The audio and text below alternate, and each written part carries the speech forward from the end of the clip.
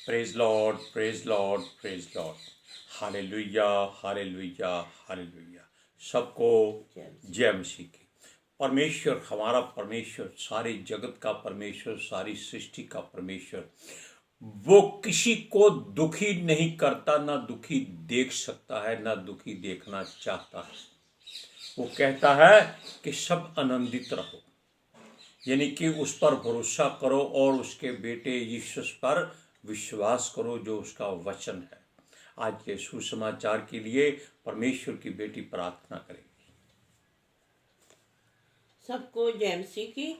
परमेश्वर आप सबके साथ है और आप सबसे बहुत प्रेम करता है। Hallelujah, hallelujah, hallelujah. महान परमेश्वर, सर्वशक्तिमान ईश्वर, जमीन आसमान दे मालिक ते खालिक, ਤੁਹਾਡਾ ਧੰਨਵਾਦ, ਤੁਹਾਡਾ ਸ਼ੁਕਰ ਕਰਦੇ ਸੁਆਮੀ, ਅੱਜ ਦੇ ਸੁੰਦਰ ਦਿਨ ਲਈ, ਸੁੰਦਰ ਸਮੇਂ ਲਈ, ਸੁੰਦਰ ਸੁਬਾਹ ਲਈ ਪਿਤਾ ਜੀ, ਜੋ ਸਾਡੀਆਂ ਜ਼ਿੰਦਗੀਆਂ 'ਚ ਬਖਸ਼ੀ ਪ੍ਰਭੂ, ਖੁਸ਼ੀਆਂ ਤੇ ਆਨੰਦ ਦਾ ਦਿਨ ਬਖਸ਼ਿਆ, ਤੰਦਰੁਸਤੀ ਦਿੱਤੀ ਔਰ ਆਪਣੇ ਕਦਮਾਂ 'ਚ ਬੈਠਣ ਲਈ ਆਪਣਾ ਫਜ਼ਲ ਬਖਸ਼ਿਆ ਪ੍ਰਭੂ। ਇਹ ਸਭ ਤੁਹਾਡੀ ਦਇਆ, ਤੁਹਾਡੀ ਕਿਰਪਾ ਮੇਰੇ ਪਿਤਾ ਪਰਮੇਸ਼ਰ। ਤੁਹਾਡੀ ਬੇਟੀ ਹਿਰਦੇ ਤੋਂ ਤੁਹਾਡਾ ਧੰਨਵਾਦ, ਤੁਹਾਡਾ ਸ਼ੁਕਰ ਕਰਦੀ ਹੈ ਸੁਆਮੀ। ਔਰ ਪ੍ਰਭੂ ਹਰ ਰੋਜ਼ ਜੋ ਸੇਵਾ ਬਖਸ਼ਦੇ ਆ ਪ੍ਰਭੂ, ਵਚਨ ਦਿੰਦੇ ਆ, ਪ੍ਰਚਾਰ ਕਰਨਾ, ਉਸ ਲਈ ਵੀ ਤੁਹਾਡਾ ਧੰਨਵਾਦ, ਤੁਹਾਡਾ ਸ਼ੁਕਰ ਕਰਦੇ ਆ। ਬੇਨਤੀ ਕਰਦੀ ਪਿਤਾ ਜੀ, ਹੁਣ ਤੁਸੀਂ ਆਪਣੇ ਵਚਨ ਦੇ ਅਨੁਸਾਰ ਸਾਡੇ ਵਿਚਕਾਰ ਆਓ ਔਰ ਵਚਨ ਪੜ੍ਹਨੀ, ਪ੍ਰਚਾਰ ਕਰਨੀ, ਸਾਡਾ ਮੂੰਹ ਬਣ ਕੇ ਬੋਲੋ ਪਿਤਾ ਜੀ, ਤਾਂ ਕਿ ਤੁਹਾਡਾ ਦਿੱਤਾ ਵਚਨ ਤੁਹਾਡੀ ਇੱਛਾ ਦੇ ਮੁਤਾਬਿਕ ਮੇਰੇ ਪਿਤਾ ਪਰਮੇਸ਼ਵਰ ਦੁਨੀਆ ਦੀ ਸ਼ੋਰ ਤੱਕ ਪਹੁੰਚੇ। ਮੈਂ ਤੁਹਾਡਾ ਧੰਨਵਾਦ, ਤੁਹਾਡਾ ਸ਼ੁਕਰ ਕਰਦੀ ਹਾਂ ਪ੍ਰਾਰਥਨਾ ਸੁਣਨ ਲਈ। ਪ੍ਰਾਰਥਨਾ ਪ੍ਰਭੂ ਯੀਸ਼ੂ ਦੇ ਸਮਰਥੀ ਦੇ ਪਵਿੱਤਰ ਨਾਮ 'ਚ ਮੰਗਦੀ ਹਾਂ, ਆਮੀਨ। आमीन। परमेश्वर, हमारा परमेश्वर जो किसी को दुखी नहीं देखना चाहता, वो चाहता है कि हर कोई आनंदित रहे, खुश रहे, क्योंकि यहोवा पर भरोसा करना और उसके वचन पर विश्वास करने का तात्पर्य है कि आनंदित रहना। किसी भी हाल में रहिए, किसी हालात में रहिए, किसी जगह रहिए, किसी देश में रहिए, कहीं भी रहिए, भूखे रहिए, प्यासे रहिए, लेकिन परमेश्वर का धन्यवाद करते रहिए। आपको कभी भी मन में अशांति नहीं आएगी। हालेलुया। सुनिए, परमेश्वर के पास अगर कुछ है तो केवल आनंद है, खुशी है, अगर हम उस पर भरोसा करते हैं। अगर आत्मिक आनंद चाहिए तो परमेश्वर की ओर फिरो, अगर संसारिक आनंद चाहिए तो उसकी ओर फिरो जो संसार को भरमाता रहता है। Hallelujah, praise Lord. क्योंकि वो संसार की हर वस्तु आपको दे सकता है। उसने यीशु से कहा था कि इस सारी संसार की धन दौलत संपत्ति का अधिकार उसे दिया गया है। यीशु के पास नहीं है, लेकिन यीशु के पास आपको जो शांति और आनंद मिलता है उसके बड़ी कोई धन दौलत नहीं है। हालेलुया। सुनिए, संसार के भरमाने वाले के पीछे मत चलिए, परमेश्वर के वचन की ओर चलिए। संसार में अगर कोई आता है तो उसको जाना जरूरी है, इस बात का ध्यान रखिए। हालेलुया। सुनिए, इन बातों को हम खोलकर बताते हैं कि खुशी संसार से मिलती है, खुशी, आनंद परमेश्वर से मिलता है। अब दोनों में अंतर क्या है? आप क्या कहेंगे कि खुशी भी आनंद होती है? आनंदित हो गए, क्यों आनंदित हो गए? क्योंकि आपकी आत्मा अंदर से खुश हो गई। लेकिन खुशी की बात ये क्या है? आप धन दौलत सोना चांदी देखते हैं, सुंदरता देखते हैं, आप खुश हो जाते हैं, ये आनंद नहीं है। ये चंद पल की खुशी है जो आपको भरमा देती है कि आपका जीवन बर्बाद होने वाला है। लेकिन आप अगर आनंदित दिल से होते हैं, आपके चेहरे से मालूम नहीं होगा किसी को। और ये आनंद आपका वही जान सकता है जो अपने हृदय से आनंदित है। वो आपके चेहरे से ये पता कर सकता है कि ये मनुष्य दुख में रहकर भी आनंदित है, क्योंकि इसको परमेश्वर पर भरोसा है। हालेलुया। सुनिए, अपने आप को उसके स्वागत में खड़े रखिए। किसके? परमेश्वर के आत्मा के। उसने हमें एक सहायक दिया है जो एक पवित्र है, शुद्ध है, जिसमें कोई किसी किस्म का दाग नहीं है, क्योंकि एक परमेश्वर पुत्र है, एक यीशु पुत्र है और एक पुत्र आत्मा जी है जो हमारे साथ हमारे लिए हर एक बात को पूरा करते हैं और वो हमेशा हमारे साथ हैं। हम ही मूर्ख लोग हैं, अज्ञानी लोग हैं, मूढ़ लोग हैं जो उनको शोकित कर देते हैं, जल्दबाजी कर देते हैं, विश्वास नहीं करते, भरोसा नहीं करते।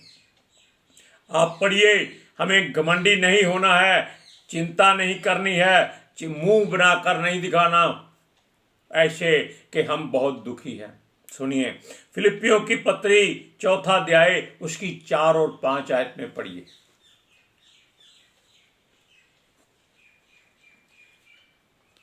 प्रभु में आनंदित रहो।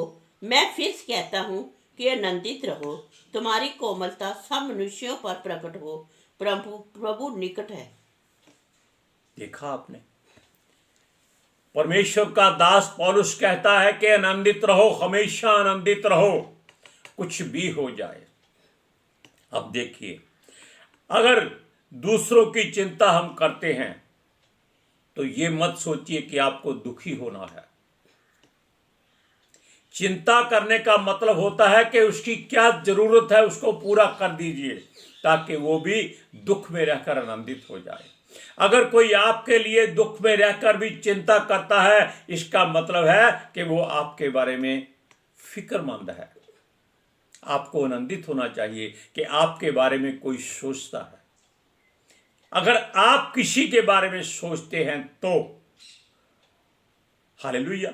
सुनिए, हमें यह जरूरी है कि जो हमारी चिंता करता है हमें उसके पास जाना चाहिए। अय्यूब के पास उसके 3 मित्र आए थे। क्यों आए थे? ताकि उसके दुख में सम्मिलित हो जाएं। Hallelujah, praise Lord. अब देखिए, समय कैसा है ये हम आपको नहीं बता सकते क्योंकि समय परमेश्वर के हाथ में है। अगला पल कैसा है कोई नहीं जानता। क्या पता परमेश्वर की मर्जी हो, हम उसका वचन का प्रचार कर रहे हैं, हमारी सांसें अगली आए या ना आए। इस शरीर पर घमंड मत करो, केवल परमेश्वर में आनंदित रहो। क्यों? आनंदित रहेंगे तो परमेश्वर हमारे अंग संग रहता है। हमने पहले बताया था कि रोते पीटते रहोगे, हाय हाय करते रहोगे तो वो अपने कान बंद कर लेता है, अपनी आंखें फेर लेता है। हालेलुया। सुनिए, किसी को भी अगर संसार में किसी की चिंता है, फिक्र है, तो वो केवल परमेश्वर का धन्यवाद करे कि वो जीवित है, क्योंकि मुर्दे की चिंता नहीं होती, जीवित की चिंता होती है। आप पढ़िए फिलिपियों की पत्री 4 अध्याय उसकी 10वीं आयत। मैं प्रभु में बहुत आनंदित हूँ कि अब इतने दिनों के बाद तुम्हारी चिंता मेरे विषय में फिर जागृत हुई है। देखा, वचन भी यही कहता है। पौलुस प्रेरित परमेश्वर का दास कहता है कि वो इसलिए आनंदित है कि उसको किसी ने याद किया है और वो भी उनकी चिंता करता है, लेकिन अफसोस के साथ गुब्बारे से हवा निकल जाए वैसे मुंह लटका के नहीं, आनंदित होकर, हृदय से आनंदित होकर उसकी चिंता करता है। परमेश्वर, जैसे तूने मुझे आनंदित किया है, इसको भी आनंदित कर, उसको भी आनंदित कर। परमेश्वर से विनती करें। आप किसी को अपने मुंह से आनंदित नहीं कर सकते। अगला मुंह पर पता क्या कहता है? तुम्हें तकलीफ हो तो पता चलेगा, तुम्हारा कोई जाए तो पता चलेगा। किसी ने यीशु से कहा, हे प्रभु, मैं तेरे पीछे आना चाहता हूं, पहले मुझको अपने पिता को गाड़ने दे। उसका पिता हो सकता है मर गया हो, लेकिन यीशु ने क्या कहा? मुर्दों को मुर्दे गाड़ने दे, तू मेरे पीछे हो ले।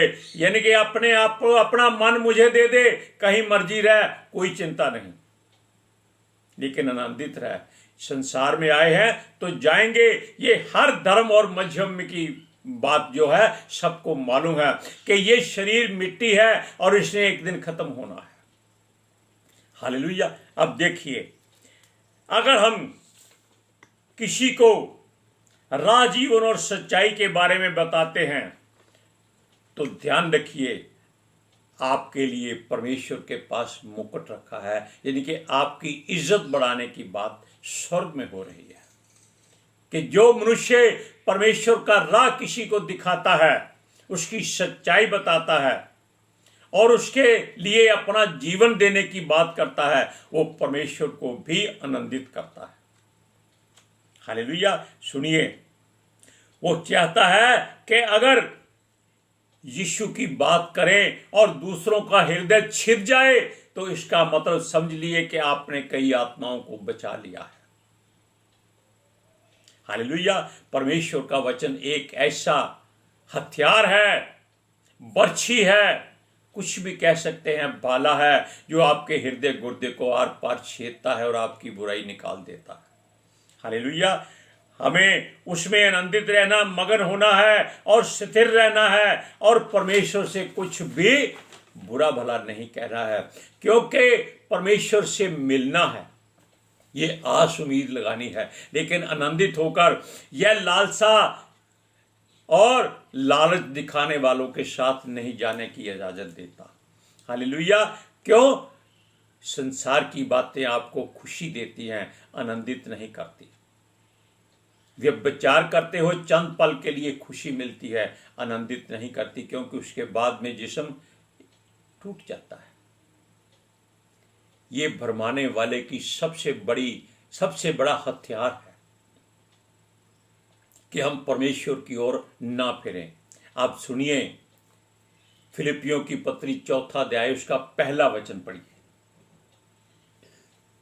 इसलिए हे मेरे प्रिय भाइयों, जिनमें मेरा जी लगा रहता है, जो मेरे आनंद और मुकुट ही से प्रिय भाइयों, प्रभु में इसी प्रकार स्थिर रहो। यानी कि परमेश्वर के बातों में, परमेश्वर के वचनों में हमें स्थिर रहना है, मजबूत रहना है।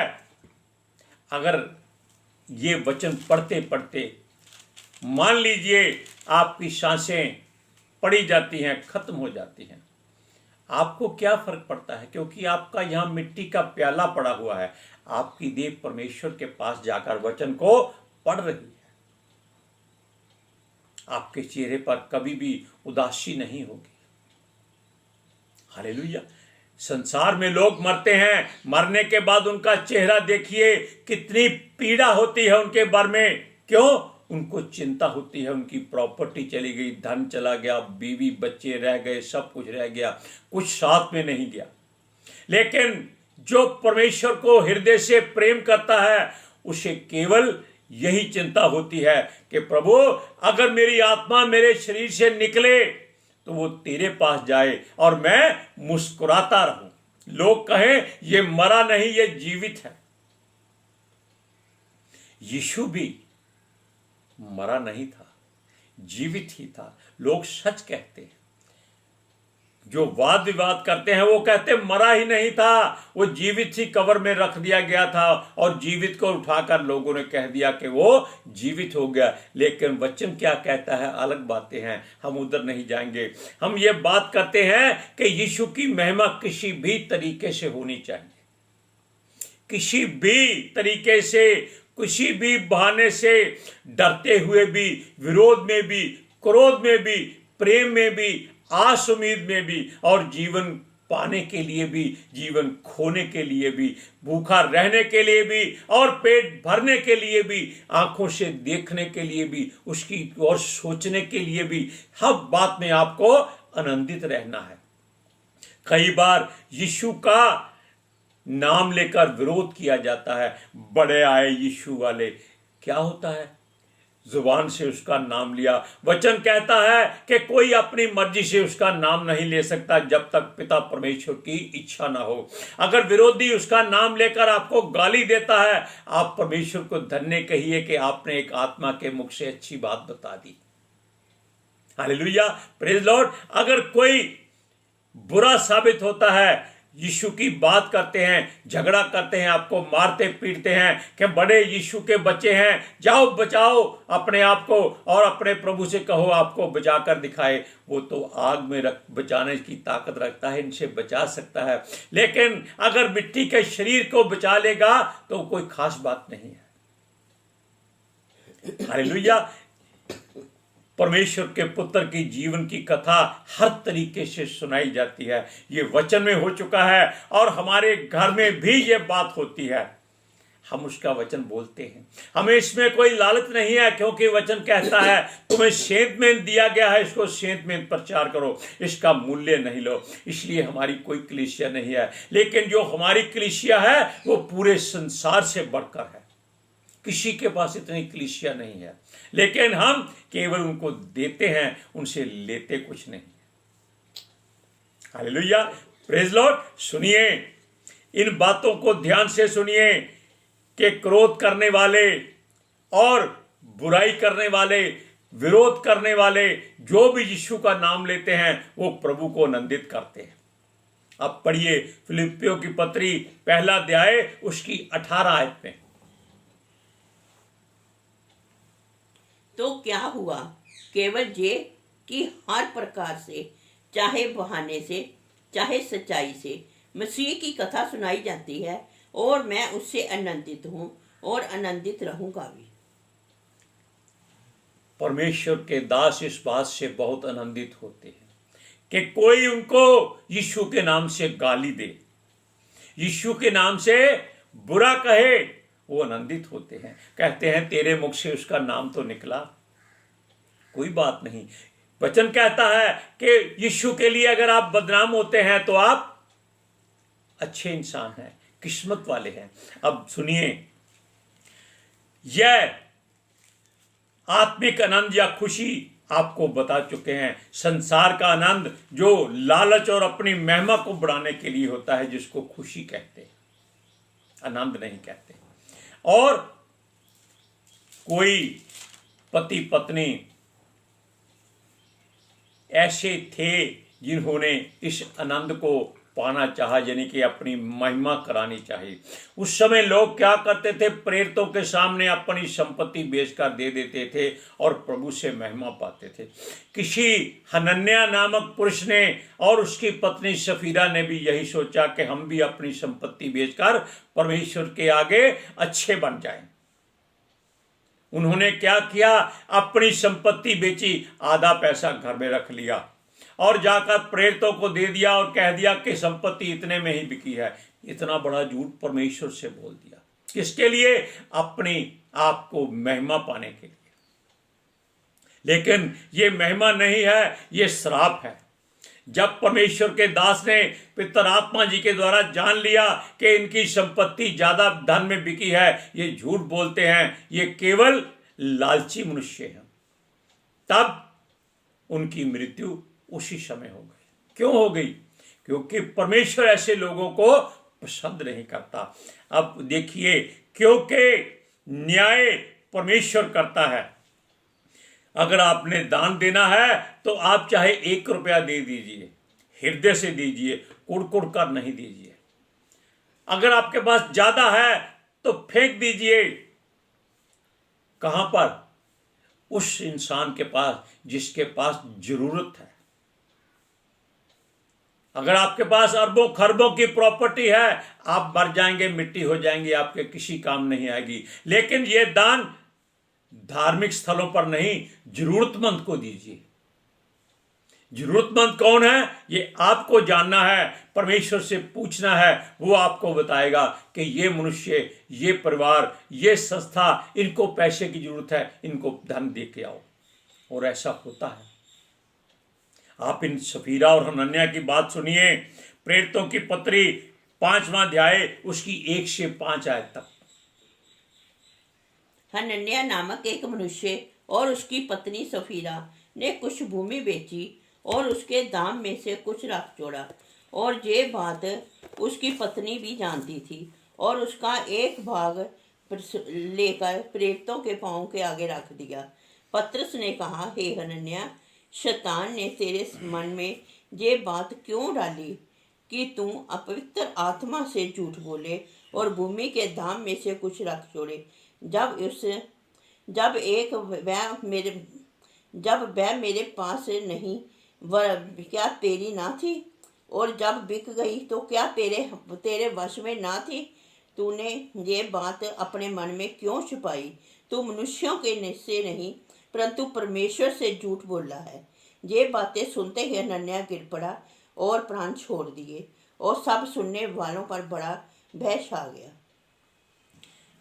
वो कहता है कि परमेश्वर से झूठ मत बोलो, क्योंकि वो आपकी जुबान से हर बात सुनना चाहता है। आपके हृदय में क्या है वो जानता है, लेकिन वो चाहता है कि आप इस बात को कबूल करें, अपने मुंह से कबूल करें, हाँ प्रभु हमसे गलती हो गई है। लेकिन दोबारा उस गलती को मत करें, ये भी ध्यान रखें। जो दोबारा गलती करता है वो जानबूझकर गलती करता है, और जानबूझकर किया गया पाप परमेश्वर को पसंद नहीं है। इसीलिए वो कहता है आनंदित रहो। जो आनंदित रहता है वो पाप की ओर नहीं जाता।